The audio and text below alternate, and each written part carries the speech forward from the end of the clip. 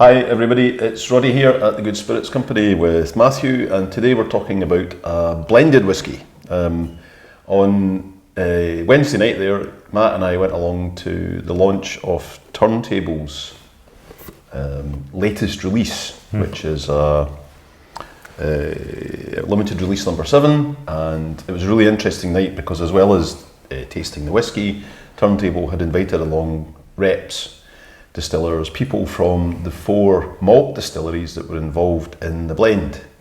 So we were able to taste whiskies that were representative of what actually went into the blend as well. Matt, do you want to talk about what those components were? Yeah, it was a fascinating night because I don't think I've ever been to an event like that where you've brought together the kind of people that were, well, the distilleries that were involved with the blend.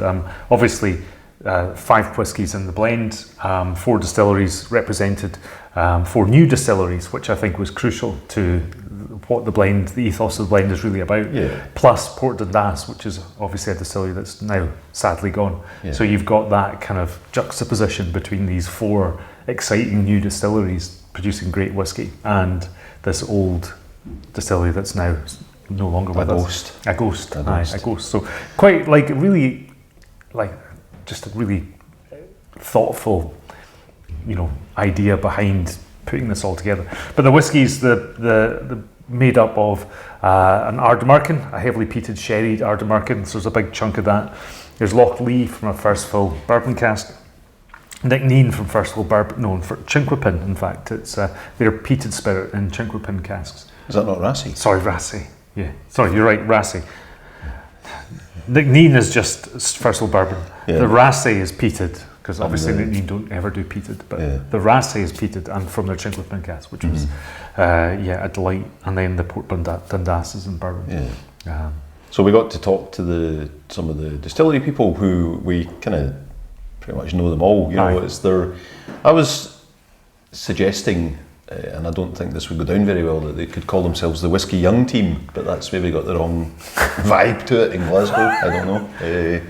I think I quite like. I kind of, for me, like some of the what's made whiskey exciting in the last few years have been the energy and the quality of the new distilleries coming along, and that's really kind of reinvigorated the industry over the last 10 years or so. It's been exciting. It has been exciting. I think these guys have been leading the charge in terms of producing great single malts. Shall we taste the blend? We should really taste the blend. So this is Turntable Limited Edition Track 7, Born to be Wild. Born to be Wild, yeah, there we go. Yeah, on the nose, like that kind of earthy smoke is kind of there, isn't it? And the kind of cask influence from the sherry casks kind of leaps out the glass, along with the spice from the Chinkapin. Chinkapin, yeah. And then I think the texture, the creaminess, I think that's coming from the NC'Nean and the Lochlea. And then I think they're contributing the fruitiness as well. I get a lot of apples in this, but like, really, I don't know if you can you wrap apples in tinfoil them and roast them in your bonfire? I don't know. Could. It's that kind of baked apple. Baked apple with a smoky edge to it.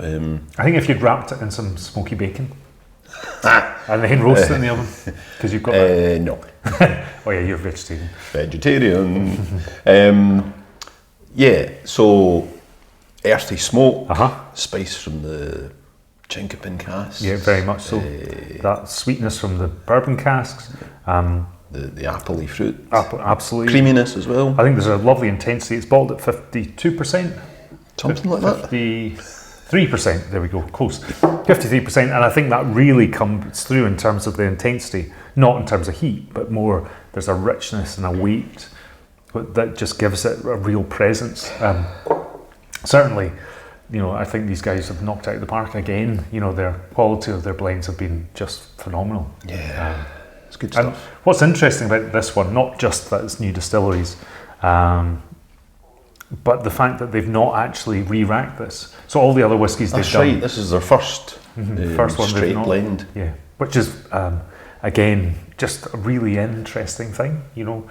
And it goes to show the quality of these whiskies. And in fact, kind of building on Roddy's schema of whiskies that are built on in different eras, you know, the common thread through the different eras has been the fact that distilleries are normally built for filling into blends, you know, and that kind of dominates the style of the whiskies at those times.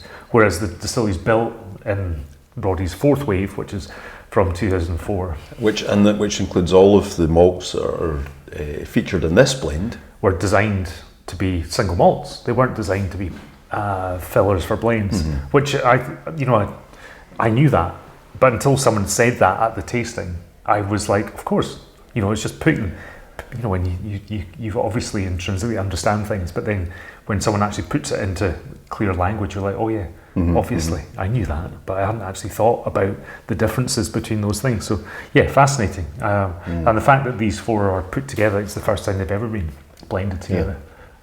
So yeah, they've done an absolutely brilliant job. Good job. Yes. Yeah, really good job. This is a cracker. So yes, I would thoroughly recommend it. So that's Turntable Track 7 on our shelves now. And while stocks last, we do even have some open to taste. So pop in and see us. Cheers, folks. Excellent. Thanks. See you next time.